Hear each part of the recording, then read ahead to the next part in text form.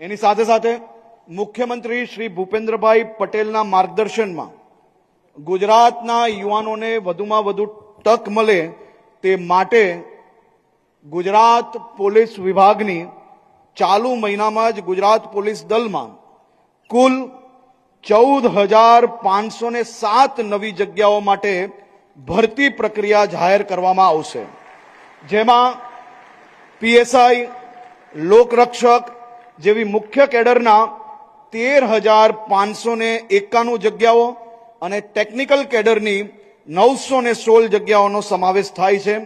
આ ઉપરાંત મેં કહ્યું એ પ્રકારે 12,500 યુવાનો જેને પરીક્ષા આપી છે, પાસ થયા છે, એવા સૌ લોકોને બી ટૂંક સમયની અંદર એમને એનાયત પત્ર આપવામાં આવશે। આપ સૌ યુવાનોને રાજ્યમાં જે ખૂણે ખૂણેથી જે સપનું જોઈ છે કે સરકારી નોકરી કરવી છે, એના માટે આનાથી સારો સુવર્ણકાલ આવી જ ના શકે। એ પ્રકારની વ્યવસ્થાઓ, ઝડપથી પરીક્ષાની વ્યવસ્થાઓ, સારી રીતે પરીક્ષા થઈ શકે, હકદારોને નોકરી મળી શકે તે માટે ભૂપેન્દ્રભાઈ પટેલની સરકાર દ્વારા એક પછી એક મહત્વના નિર્ણય લેવામાં આવ્યા। સફળતાપૂર્વક પરીક્ષાઓ પૂર્ણ થાય છે અને નોકરીના એનાયત પત્ર બી ઝડપથી લોકોને આપવામાં આવે છે। તેનો જીવતો જાગતો અને સૌથી ઉત્તમ ઉદાહરણ એ આજનો કાર્યક્રમ છે। આપ સૌ લોકોને ફરી એકવાર ખૂબ ખૂબ શુભકામનાઓ, ખૂબ ખૂબ આભાર।